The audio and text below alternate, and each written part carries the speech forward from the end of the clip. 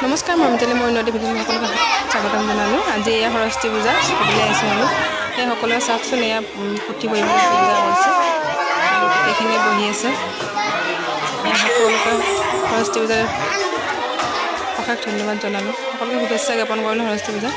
আৰু ইয়াত দেখিছেনে বহি আছে সকলোবোৰ, ধুনীয়া ধুনীয়া চব সৰস্বতী হৈ আছে আজি।